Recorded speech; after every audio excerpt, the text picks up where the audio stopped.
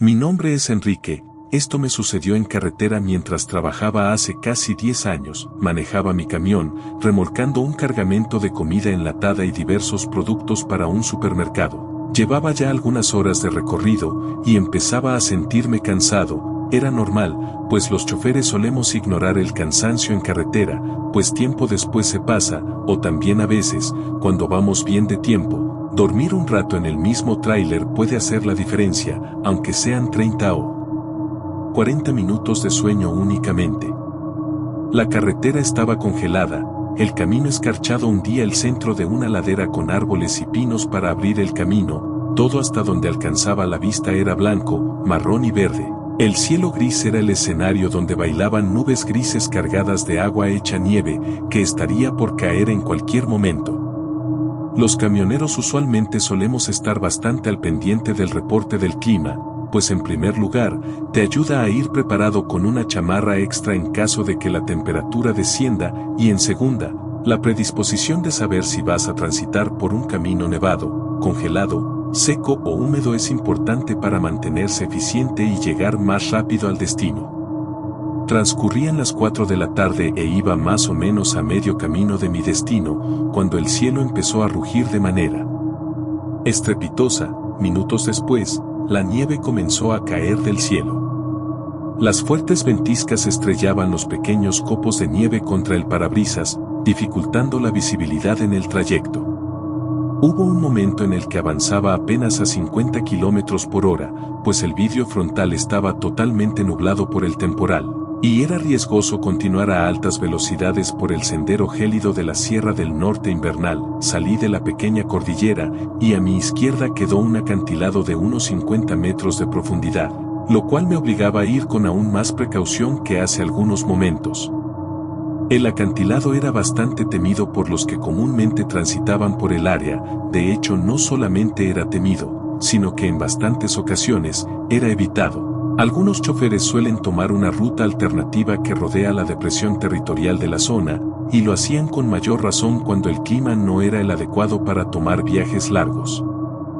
50 metros debajo de mí, al fondo del barranco, se podían alcanzar a ver algunos coches que tuvieron la mala fortuna de caer al vacío por exceder el límite de velocidad, por ir haciendo caso omiso de los señalamientos, por distraerse con algún otro factor de la carretera, entre otras cosas, pero los más supersticiosos mencionaban que el verdadero motivo de los accidentes cuya evidencia se encontraba enterrada bajo algunas capas de nieve, era un ser que habitaba la sierra de esos lados del estado, algo que no se sabe con exactitud qué es, pero que se ha encargado de asustar a decenas de transportistas que recorren el Camino Muerto. Camino Muerto era el nombre que poco a poco se fue ganando este tramo del kilómetro 47, no solamente porque no hubiera nada a kilómetros a la redonda, ni por los cadáveres de los coches que eran vestigios de antiguas tragedias, tampoco por las bajas temperaturas que podían congelar en seco a la flora e incluso la fauna local, sino por el extraño y bizarro rumor que le recorre,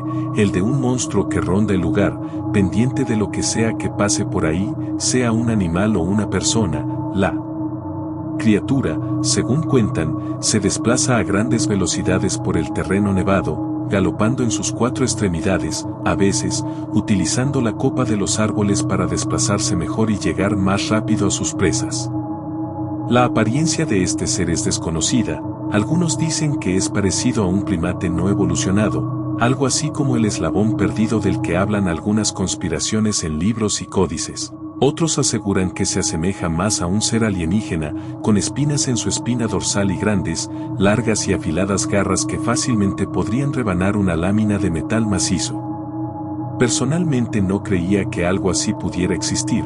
Pensaba que el origen de esos mitos eran animales salvajes comunes, y por lo lejano del territorio a la civilización, se había hecho el efecto de bola de nieve, nunca mejor dicho, sobre un animal misterioso que recorría la Sierra Nevada. Debido a mi escepticismo no di el rodeo habitual que dan los demás camioneros, pero eso no significaba que tuviera menos cuidado al transitar el sendero, pues el peligro era real, para mí, no el de un ser sobrenatural nunca antes estudiado por el hombre, sino el de algún animal salvaje, pues habían motivos de sobra para saber esto. Hace 3 meses encontraron el camión de Ricardo, un veterano de los caminos a tráiler, varado, exactamente a la mitad del kilómetro 47, entre la nieve y algunas ramas caídas. Había un rastro de sangre que se hacía aún más notorio por la abundante materia acuosa congelada que cubría el camino, así que las autoridades policiales no batallaron para dar con el final del rastro rojizo. Ahí se encontraba Ricardo, una parte de su cuerpo estaba tendida en el suelo, la otra, en la copa de uno de los árboles colgando. Es difícil de explicar, pero voy a intentarlo. Se supo que la policía dio con los restos del desafortunado hombre, pero su piel estaba separada del resto de lo que era su constitución física. Esta yacía tendida en el suelo, empapada en su propia sangre. Arriba, en lo alto del árbol, los músculos rojizos y aún calientes del sujeto, colgaban inertes, como si hubiera sido estratégicamente colocado ahí, como un trofeo de caza. No se supo qué fue lo que acabó con la vida de Ricardo. De hecho, las averiguaciones continúan, pero el hecho le dio rienda suelta a las teorías sobre el temido monstruo que mencionan, habita por estos desolados lugares. Lo que creía yo es que los hechos eran ciertos, pero no sabemos hasta qué punto. El pánico colectivo hizo de las suyas, causando que el boca en boca fuera exagerando los hechos originales. Puede que la muerte de Ricardo haya sido mucho menos visceral de lo que la describen. Puede que se haya tratado de simplemente un accidente desafortunado que a cualquiera le podría pasar en una parte indefinida del país, incluso del mundo, y que poco o nada tenía que ver con un ser de misteriosa naturaleza. O también podía ser que las leyendas fueran ciertas y que todo haya pasado tal cual se contó, pero personalmente nunca me dejé intimidar por estas disparatadas afirmaciones. Otra de las extrañas características del camino muerto es que las comunicaciones suelen ser muy inestables. La radio, la señal de teléfono y cualquier tipo de equipo digital empieza a fallar. De hecho, muchos de los que se atreven a transitar el camino muerto saben que ya entraron a él cuando la radio empieza a transmitir solo estática y se daban cuenta que salían cuando la música volvía a escucharse. Debo de reconocer que a esto no le encontraba una explicación lógica. Era algo que simplemente era raro, y realmente no tenía una solución a la cual acudir. El tormentoso clima no amainaba. Entonces, en medio del vendaval, escuché el sonido de aire saliendo a presión, y como el camión se inclinaba ligeramente hacia un lado, había pasado lo que nadie deseaba que le ocurriera en el camino muerto. Se ponchó un neumático de mi transporte. Me bajé para ver el daño. La llanta derecha de atrás se había perforado. Lo raro es que no había un agujero, sino que el neumático parecía haberse rasgado, como las costuras de una fina tela. Tampoco encontré el objeto que causó el desperfecto. Fui a la cabina posterior del tráiler por una de las refacciones, cuando a unos metros de mí escuché el sonido de unos pasos que se movían aparentemente cautelosos. Me giré y me sobresalté al ver un niño pequeño al borde del camino, de pie y aparentemente observándome. Digo aparentemente porque no podía ver su rostro. Lo tapaba el gorro de una chamarra roja acolchada que llevaba puesta. También vestía un pantalón café claro y unas botas marrón de nieve. Era cuanto menos preocupante ver a un niño pequeño ahí solo, pues su presencia no tenía razón de ser en ese momento y en ese lugar. Llamé su atención, pero no me hizo caso. Bajé de la cabina posterior. Ya ni siquiera me acordaba de que hace segundos me puse a buscar la refacción del neumático ponchado, pero al intentar acercarme al pequeño, este salió corriendo. Me quedé ahí parado sin saber qué hacer. Era una situación totalmente improbable. No podía simplemente cambiar la llanta e irme. Tal vez el niño había sufrido un accidente, tal vez había un coche a algunos metros, donde sus padres se encontraban heridos, o necesitados de ayuda, o no lo sé. Habían demasiadas posibilidades ante la inesperada presencia de un infante en medio de la nada, de la Sierra Nevada y de los primeros vestigios de lo que parecía sería una tormenta de nieve de considerable proporción. Seguí al niño fuera del camino, me adentré fuera de la carretera, de lo único en ese lugar que denotaba pistas de civilización, pues lo demás era totalmente silvestre e inexplorado. Le gritaba al niño, pues conservaba la esperanza de que se detuviera y poder hablar con él, pero era muy rápido, o quizás yo era muy lento, pero solo veía un punto rojo que se movía entre los árboles y la nieve. el cual cada vez se iba haciendo más y más pequeño hasta llegar a perderlo de vista. Me detuve unos momentos, pues estaba hiperventilando, mi aliento hacía un vapor frío al salir de mi cuerpo y chocar con la temperatura ambiente. Después de tomar aire pude seguir caminando, pero mi esperanza de encontrar al pequeño se hacía cada vez menores. Tampoco quería adentrarme demasiado en esa área del camino muerto, pues sabía que pronto podía desorientarme y perderme, y ahí, sin señal en el teléfono y sin poder llegar a mi camión, estaría metido en un problema grande. Caminé un poco más y di un último grito con todo mi aliento llamando al niño. Era lo más que podía hacer en esa situación. Planeaba cambiar la llanta y, saliendo del camino muerto, llamar a la policía y notificar sobre mi avistamiento de un pequeño en medio de la sierra a inicios de una tormenta de nieve. Me puse en camino de vuelta hacia mi tráiler cuando escuché un leve murmullo a mis espaldas, lo que me hizo darme la vuelta rápidamente. No vi nada alrededor, pero luego escuché el ajetreo de las hojas de los árboles, y vi nieve cayendo de ellos. Alcé la mirada y no pude ver nada más que el movimiento de las hojas y ramas que constituyen la copa de la fría flora local. Empecé a alertarme, pues comenzaba a sentirme acechado. Tenía el sentimiento de tener por lo menos un par de ojos encima de mí todo el tiempo, y me di cuenta demasiado tarde de que me había quedado totalmente expuesto a un depredador de las inmediaciones. En esos instantes no pasaba por mi mente las leyendas de la criatura que dicen que ronda esa parte de la sierra, pero más temprano que tarde vería de qué se tratan dichos rumores. Empecé a caminar con paso apurado en dirección hacia la carretera, y fue segundos después de esto cuando indudablemente vi una figura, un bulto, saltando desde lo alto de un árbol hacia otro, escondiéndose entre las ramas, como acechándome. En ese momento mis alarmas se dispararon y empecé a correr, a huir con más apuro que cuando llegué persiguiendo al niño que no logré encontrar.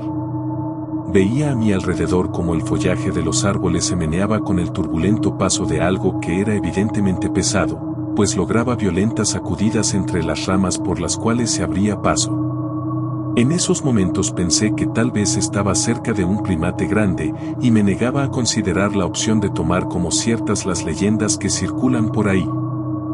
Luego escuché un fuerte aullido, grave y profundo, el cual se originaba a unos 20 metros de mí, lo cual me hizo inundarme de terror. No era el aullido de un mono o de algo parecido, tampoco de algún otro animal que haya escuchado con anterioridad. En ese momento, mis nervios empezaron a congelarse, y mi cuerpo respondía torpemente a las indicaciones que mi cerebro le brindaba.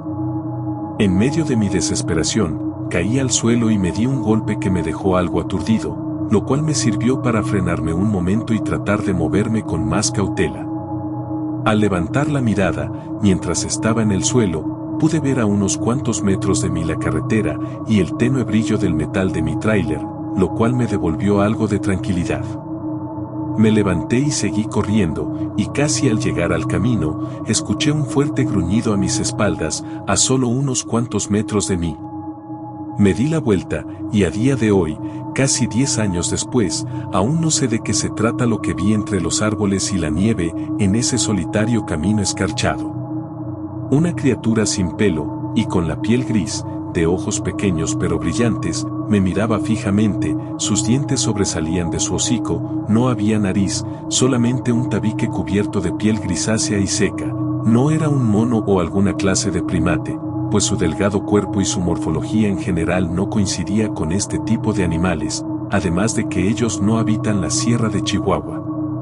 No tenía pelo, o más bien tenía un vello muy poco poblado y delgado, pero una de las características más extrañas era que su cabeza se asemejaba mucho a la de un humano. Su cráneo era totalmente redondo, su mandíbula sobresaliente, adecuada para los grandes dientes que portaba en el hocico, las orejas, largas y puntiagudas, y parecía tener una enorme facilidad para recorrer largas distancias únicamente con el balance que hacía con sus largas extremidades.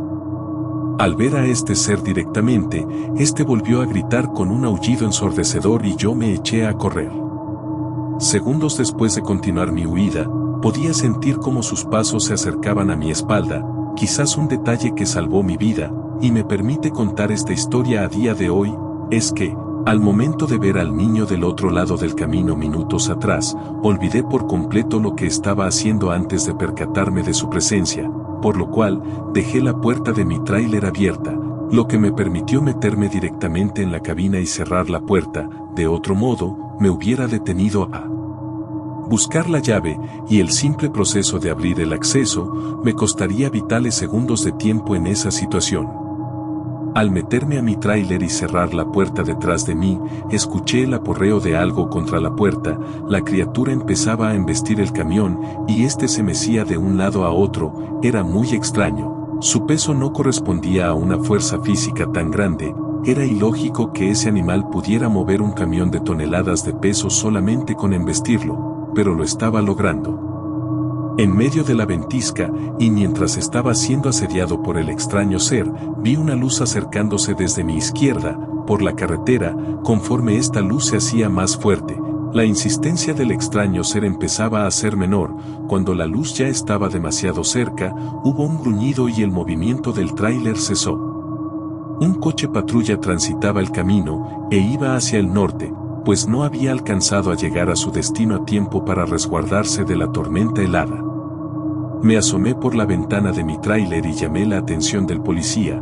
Él me vio pronto y se orilló. Le pedí que me llevara al poblado más cerca y así lo hizo. Cuando subí a la parte trasera de la patrulla miré hacia atrás y el ser ya no se encontraba por ningún lado. Fue como si hubiera desaparecido, aunque la visibilidad del entorno era limitada debido a la tormenta. Lo que alcancé a ver fue un pequeño punto rojo, el cual no estoy seguro si es lo que creo que era, pues pronto volvió a desaparecer. Al llegar al poblado, estuve indeciso sobre contarle la verdad o no a la policía local, pero al final terminé haciéndolo, claro, con el debido cuidado de no parecer alguien que se dejó llevar por la superstición y la desesperación de un momento así. Dije que lo que había visto era un animal salvaje que intentó atacarme, el cual tenía un aspecto que no logré reconocer. Era la verdad, no estaba mintiendo en lo absoluto. Claro, el aspecto del ser era algo que no se asemeja nada a cualquier animal o cosa que hubiera visto antes, pero no ahondé en esos detalles, pues me parecía innecesario. También les hablé sobre el niño que logré ver ahí solo, a lo cual la única respuesta que tuve fue que habría una investigación al respecto. No fueron imaginaciones mías, pues días después volví por el camión acompañado de otras personas. La puerta del tráiler del lado del conductor estaba ligeramente abollada y tenía algunos raspones, como si algo la hubiera estado meciendo. Tuve la suerte de que nadie robó nada del camión, y también de que el policía que pasó por ahí ese día me haya encontrado, pues el Camino Muerto es muy conocido por las leyendas que circulan en la localidad, las cuales ahora sé que tienen algo de cierto. Sé que ahí hay algo en ese lugar que no pertenece a alguna cosa antes vista. Sé que las leyendas del Camino Muerto son reales, tal vez no como las cuentan algunos, pero el origen de estas tiene un fundamento que pude ver con mis propios ojos, y fue lo más aterrador que me ha sucedido en la vida. Un cabo suelto del que nunca tuve una respuesta fue el niño. A no ser que haya alguien viviendo en las inmediaciones, no tiene sentido que alguien hubiera andado por ahí. No hay alguna casa o cabaña cerca. El poblado más inmediato está a varios kilómetros del lugar, y no supe sobre reportes de desapariciones. La policía no dio con nadie después de mi reporte, y de haber habido un niño rondando por esa soledad, seguramente se hubiera topado con la criatura que yo me encontré, o más bien, la criatura que me encontró a mí. Por momentos he pensado que el niño es un gancho, una forma de atraer desconcertados a los que transitan el camino, hacerlos bajar de sus transportes y que vayan a buscarlo, internándose en lo más inhóspito del lugar, donde son una presa fácil para la criatura que ahí habita. Y nadie habla de un niño pequeño que va por el borde del frío camino, porque hasta ese día nadie había vivido para contarlo. Pero claro, solo son especulaciones mías.